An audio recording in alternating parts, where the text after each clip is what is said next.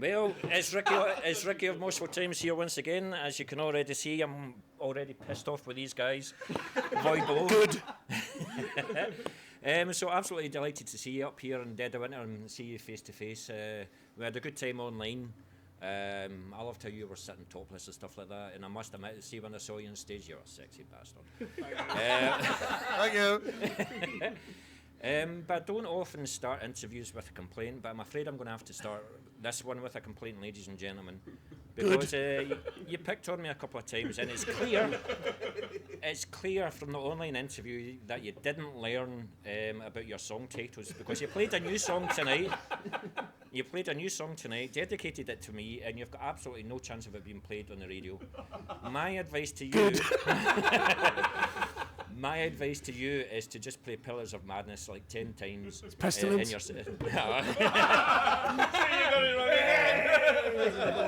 So the problem is if you pronounce the album name in English, it sounds right.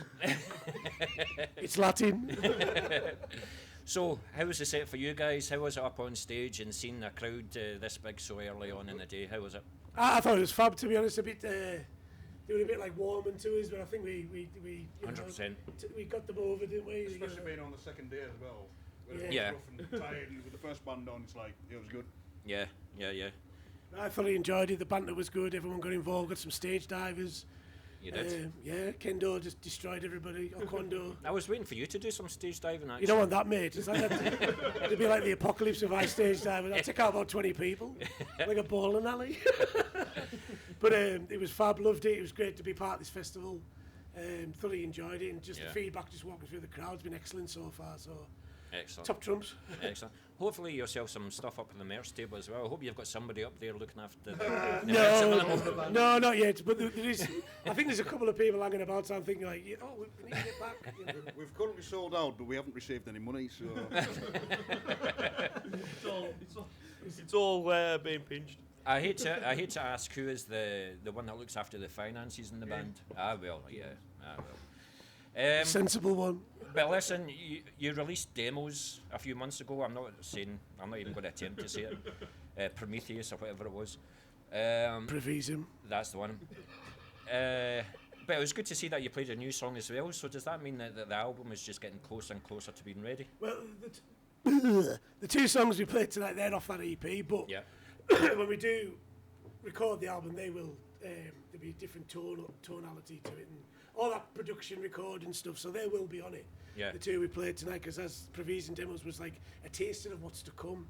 So we want to showcase the song, see the reaction. Got a great reaction. Yeah. So they'll be re-recorded and put on for a better production, or maybe keep it raw but nice and punchy. That's what we want. And Cosmic Offerings will be massive. I mean, to be fair, the other songs that we got are huge, really big numbers on there. So like we were talking about on the radio, so we were using 7 strings on a few songs, and it just sounds dirtier, heavier, doomier. But we want all that clarity as well because of the dissonance that we play. So as long as they go down well, they're a winner. So winner. I hope you don't take this personally, and I know it was like a demo recording. Vocals, they're fine. I thought your best vocals is live. See the difference for you being recorded to on stage. Yeah. It's like night and day. I think your vocals are much better suited. No, I appreciate that. That's fine. I won't take that personally at all, because sometimes when we record, it's sporadic.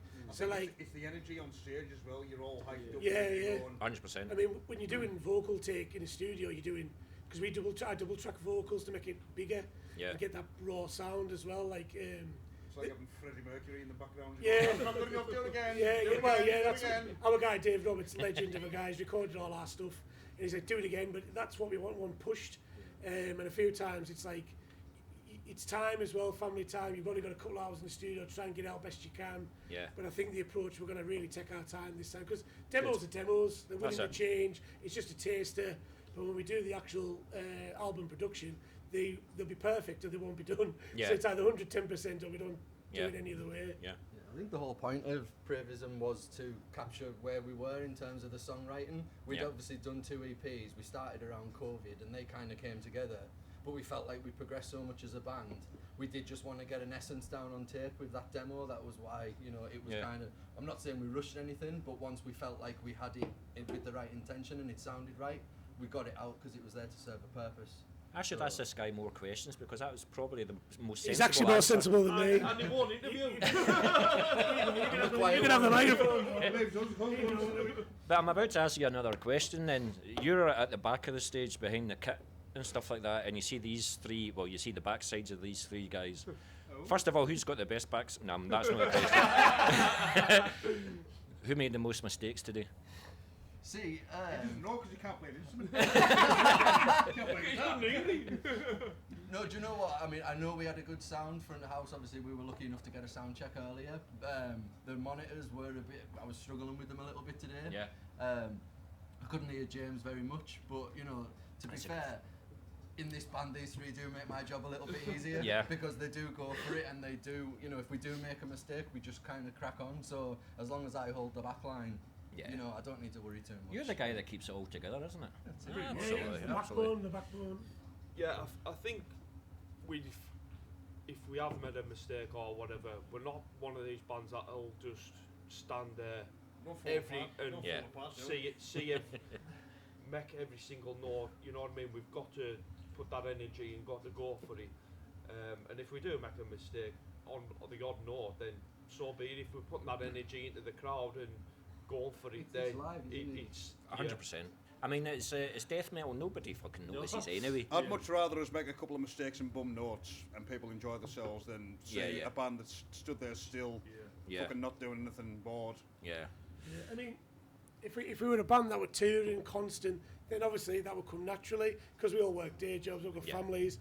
This is like an expensive hobby.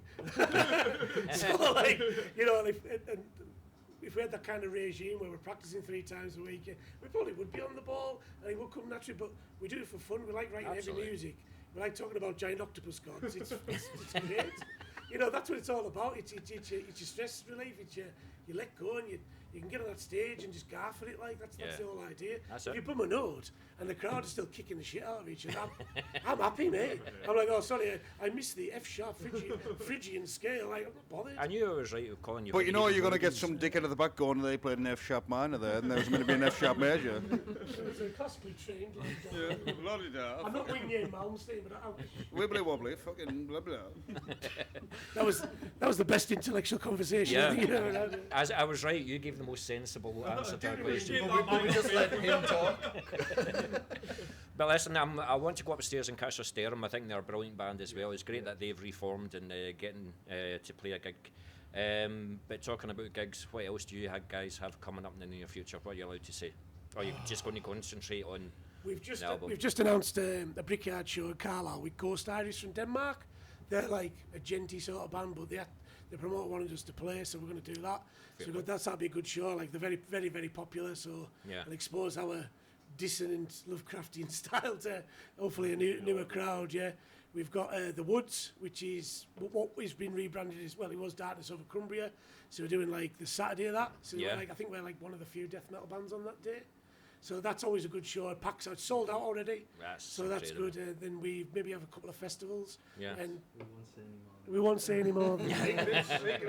Yeah, well, that's it. But we've got a few we need to announce. But just to let you know, I always get an exclusive in every interview that I do.